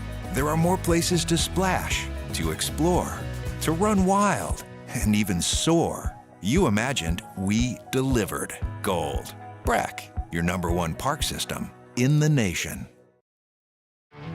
There it is, the extra mile, on the border of expected and extraordinary, for those willing to go further, like vans customized for work or play, with safety and tech to keep you connected. Supported by a 5-star sales, service, and finance team, and backed by the 1-star you know. So go the extra mile. It's never crowded, because so few have what it takes to go there. Mercedes-Benz Vans. The world's leaders in obesity research, obesity medicine, and obesity science are right here. We're doing something that no one's ever done, or trying to answer a question that no one's ever asked before. Pennington is a real jewel when it comes to research. We are finding the solutions to the world's worst chronic disease, which is obesity. Louisiana needs Pennington Biomedical. Electricity is all around us, and our families depend on it. Every day is sparked by the power of a cold drink or a warm meal, a movie night, and a comforting light at the end of a dark hallway.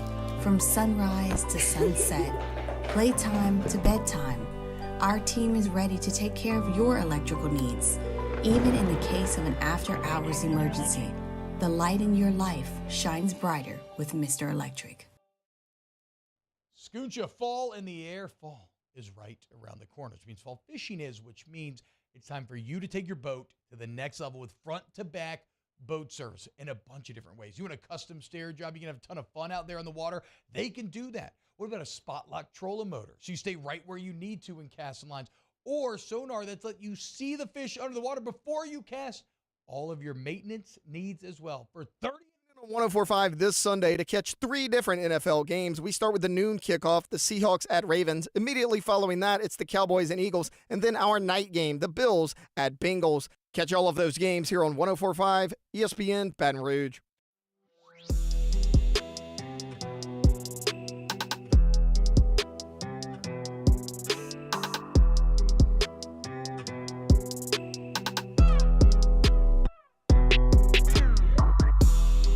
This is the Hunt Palmer Show, brought to you by Rouse's Supermarkets. Reminder, our Football Friday is live and local 7 a.m. to midnight. So tomorrow, 7 a.m., wake up with the boys on Off the Bench. Then we'll go right into live at lunch from 10 o'clock at Ruffino's. They will go from 10 until 1 o'clock. That's where I'll take over Hunt Palmer Show 1 to 3. Matt Moscona drives you home from 3 to 6. And then right when Matt is done, Cade Wassan takes over for Louisiana Prep Preview. That leads into Catholic High football. We'll have that call at 7 when Catholic's done. Cade and his crew back for Louisiana Prep Scoreboard, which wraps up around midnight. So 7 a.m. to midnight, we are live and local on a Football Friday here on 104.5 ESPN Baton Rouge. And tomorrow should be a really, really fun one. Wish it was, of course, in Tiger Stadium on Saturday. But always LSU Bama week, lots and lots of fun. So I'll give my final pick on tomorrow's show for the game. We'll talk with Preston Guy. Should be a good one tomorrow for a Football Friday. But we got one thing to do left on this Thursday edition of the Hunt Palmer Show, and that, of course, is take it or leave it. All right, first one here. There are reports that Michael Pratt, which is Tulane star quarterback, is looking for a Power 5 landing spot after this season, as opposed to entering a loaded quarterback draft. Pratt to the SEC. Take it or leave it. I'll take it. I can't claim to have watched a lot of Tulane last year, but I did watch a little bit of one of their games earlier, and he looked good. So I think that it makes sense for him to take another year in college. When you look at this quarterback class, I mean, when you look at the season Jaden Daniels is having, and you look at him maybe into the second round of this draft, like that could be. I mean, he's not going to go ahead of like Jaden Daniels. You've obviously got Caleb Williams and Drake May, and you got Michael Penix and Shedeur Sanders and Jaden. And I mean, the list just kind of keeps rolling. It's a lot of really good quarterbacks. It might be best to wait a year, let these seniors move on that have been in college football forever, maybe improve your draft stock against some better competition next year, and have a chance, of a lifetime to play in the SEC or play in the ACC or wherever he decides to go, and then try your hand at professional football. Would stink for Tulane, obviously, but it's in the best interest of the kid. If he graduates and is ready to roll, then you just jump in that portal and make it happen. So that would make a lot of sense. As far as LSU goes for Pratt, I don't know if it's a fit. You've got Garrett here.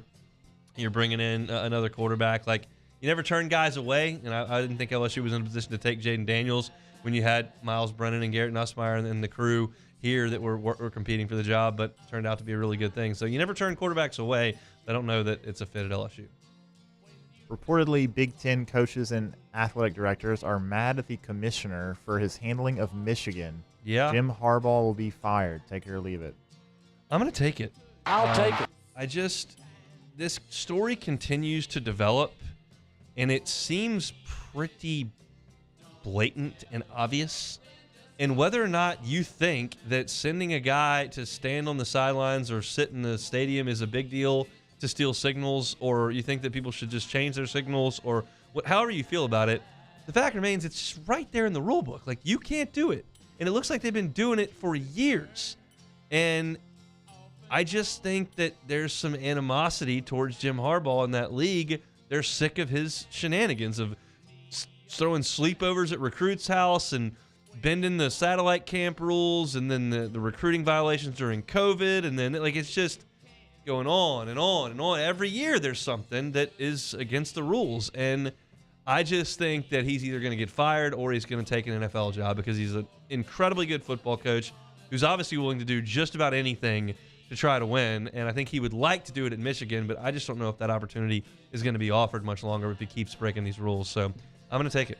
It seems to me that if Michigan had 3 or 4 losses this season, maybe the Big Ten steps in a little earlier. They're like, maybe you get a team in the playoff. I mean, there is for sure that, but you think that Penn State gives a rip about that? Well, no, I agree. I'm just saying I think that's maybe why the Big Ten hasn't done anything. I agree with you completely, but that's why there's the disconnect between all these schools, the member institutions, and then the commissioner, who's, by the way, in his first year as the commissioner, and he's looking at the second most high-profile program in the conference, who's making a run at a national championship, and a coach that can't keep his nose clean. And so it's a tough spot. There's no doubt. All right, last one here. Zion Williamson is out tonight for the Pelicans. They're on a back-to-back, and apparently they're just going to rest him.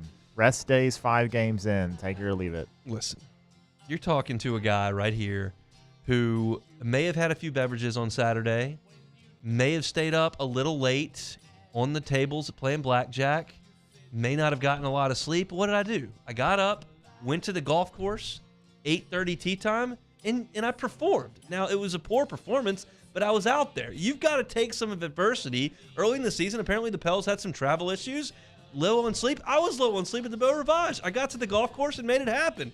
Zion, you got to get up and you got to play. I, of course, don't believe anything I just said. I've been very much on the board of this. I don't care if you do load management and rest star players if you think that it gives you a better chance to win more basketball games. And if you think that having Zion fresh and not injured after a weird flight deal where they got delayed and flew throughout the night and got in at 4 o'clock in the morning or whatever they did, and you don't want to risk it, fine. Don't feel great about the fact that he's not playing and Brandon Ingram's already hurt, and we're, again, just into November. That's not super awesome. But, yeah, if you want to rest the guy, sure. Probably a decent chance he gets hurt if he plays tonight. Quite frankly, if we're just speaking on past history, decent chance Zion would get hurt if he played. So sit him down, see if you can't win a game against the Pistons tonight. But it's just rest 5 games in the season. He's like 22. Different world than 1987 or 1996. That's for sure. That'll do it for Take It or Leave It here on this Thursday edition of the Hunt Palmer Show. Had a good time doing the show today. I thought we had some really good guests. I thought I threw some statistics at you, some different angles of this game. My first segment of today was about the second half excellence for the LSU offense and Alabama defense and what that means for Saturday night. You can catch that on my YouTube channel, Hunt on LSU. Beck does an awesome job of cutting up those segments and putting them right there on our YouTube channel, so subscribe to that. You can get it. Luke Johnson on the Saints, talking about this team facing the Bears and how big a spot this is for the black and gold. You can find that on Hunt on Saints on YouTube.